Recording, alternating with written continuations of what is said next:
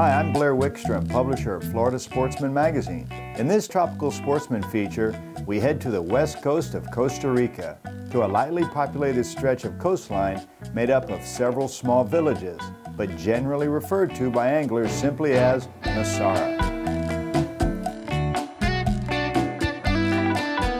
Joining me and my two daughters, Hannah and Sarah, is their cousin Tanner Cowan, along with his dad Al.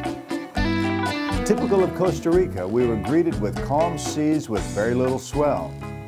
As we hoped, our first day of fishing was aboard the Discoverer, the same boat I, along with thousands of others, watched renovated on the Florida Sportsman Forum. Being early May, just the beginning of the rainy season, finding a discarded tuna net, a virtual floating food chain, was a great way to kick off our 4 days of fishing. Almost immediately, Tanner, who was on his fish of a lifetime high school graduation trip, was indeed hooked into a fish of a lifetime.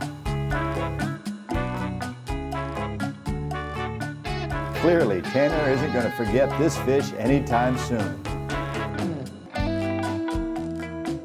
June and July are said to be the best months for marlin. They're in close to feed on the large schools of tuna. We caught 3 blues in 3 days of fishing in the month of May.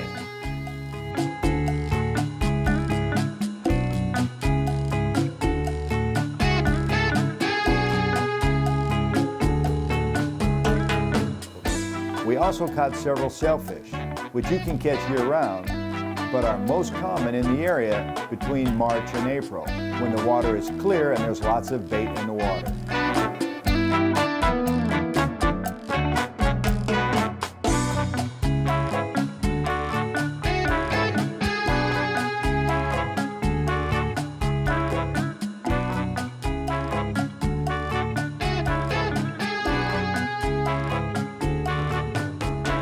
I caught a huge Cabera snapper, the largest snapper in my life.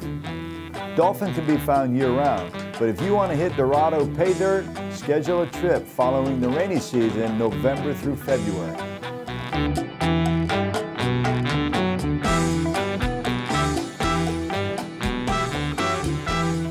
The mates and captains all spoke English. They easily let you do as much of the fishing, rigging, as you wanted.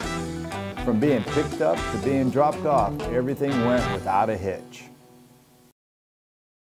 But our trip wasn't only about fishing. Our families wanted to see the Costa Rican jungle as if we were toucans or macaws, ziplining above the jungle canopy, just a 20-minute drive into the mountains from where we were staying.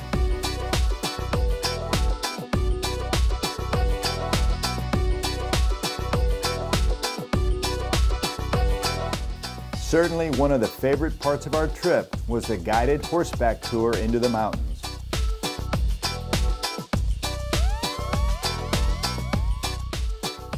Even the rain felt good.